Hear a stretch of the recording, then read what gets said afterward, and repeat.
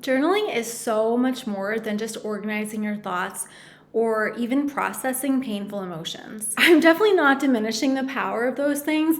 I mean, journaling's helped me more than any therapist, and sorry if that offends some people, but take it up with the broken system. But releasing the past and creating the future are two separate things. Releasing the past just gets you back to neutral, and then creating the future is about creating something that you might not have ever been exposed to before. It's the difference between saying I'm totally at peace with what is versus I'm confident that I can achieve whatever I put my mind to. The key to creating the life where you have a fulfilling, flexible, financially abundant business based on your truest gifts is to create this more empowered mindset. And you do that through a journaling technique called mindset work. So in today's video, I'm going to teach you exactly how to do mindset work in your journal. There's a really simple 4-step process that's going to totally change your life. But before we do that, I used to really doubt myself. I used to struggle so much. There were times in my life, in my business, where I used to create courses. And so every day would be people received a new email in a PDF form. And I doubted myself so much. Keep in mind, people got amazing results from my courses. I was always receiving testimonials like this completely changed my life. And so I had proof that things worked, but I doubted myself so much that I would send out a PDF and then I would spend all night reading it, criticizing it. Is this good enough? And really doubting myself. And this obviously created a lot of stress, and it was part of what really contributed to my burnout. So not only is this mindset work important to help us create the success that we're looking for, but it's also important to just feel at peace. If you're someone who's still struggling to decide between business ideas or to get over the fear of failure, or that you're struggling with consistency, a lot of times these things have, or all the time really, these things have an internal root. You might feel afraid of how success is going to impact your relationships, or every time you encounter an obstacle, instead of doubling down and figuring out a new skill to learn or how to overcome that obstacle, you just tell yourself, oh my God, I'm not good enough. And then you give up. So without doing this deeper inner mindset work in your journal, like I'm going to teach you how to do, you'll think that you're struggling against these superficial circumstances, like wondering if your work is good enough. But at the core, there's these deeper issues and doubts that need to be released and overcome. Is this something that you've experienced? I would love to hear from you. Okay. How to do mindset work in your journal. So now I'm just going to give you the step-by-step. So the first step is to write down what you want to create. If you're not entirely sure and you're still working to figure that out, just write that down, or write what you vaguely know.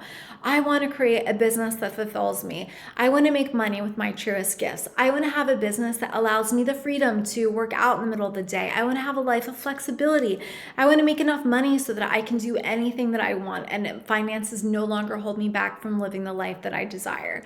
Just write down whatever you want. So now what happens automatically is all the thoughts come up that tell you that you're crazy. No, who are you to do that? You can't do that. You're X, Y, and Z.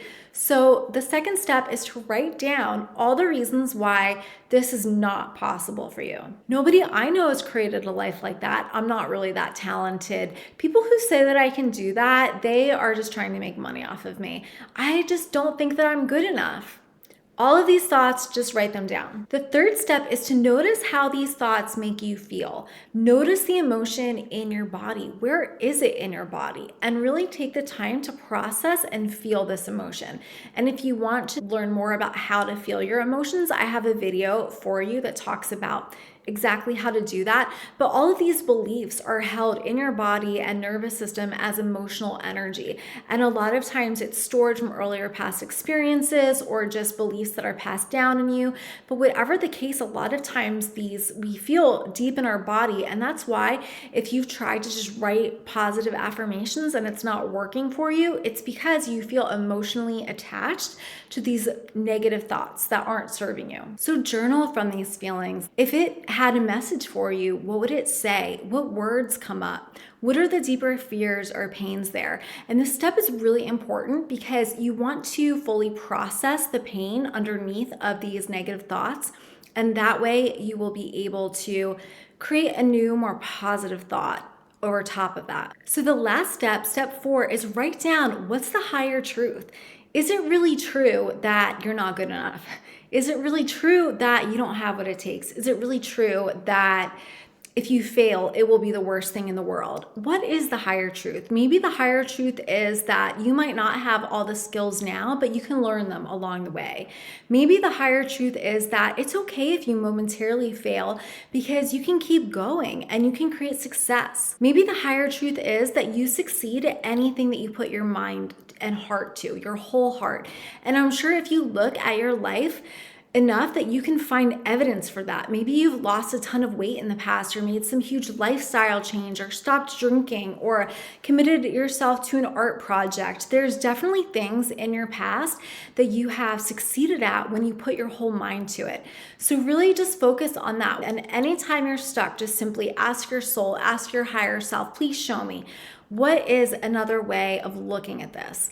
And then you just continue this. Just because nobody around me has created the life that I want doesn't mean that it's possible. I can be the first. Even though I've never done it before, I've never really given myself a chance. Even though sometimes I worry that I'm not talented, deep down I know that I have a lot to offer. I don't even have to be the best. I can show up imperfectly and let that be enough. I trust the desires in my heart, and I know that I'm being guided.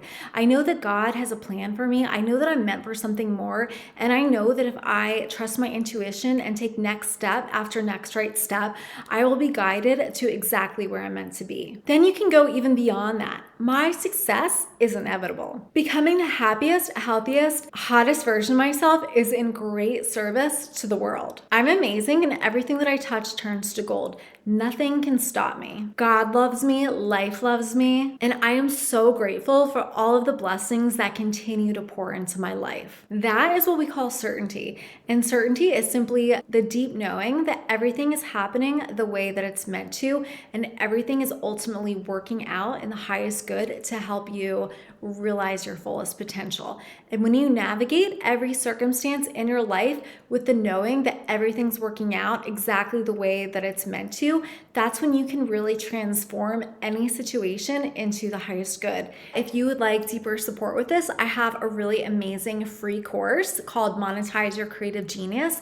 It's 6 days, and you can check it out by clicking the link in my description. If you really struggle with taking your dreams seriously and sometimes feel like you're delusional, I know exactly how you feel, and I have a video for you. I will link it up here. So watch that next if you want to continue building self-belief. If you like this video, give it a thumbs up and let me know in the comments, have you done this kind of work before? What's your favorite journaling technique? I would love to hear from you.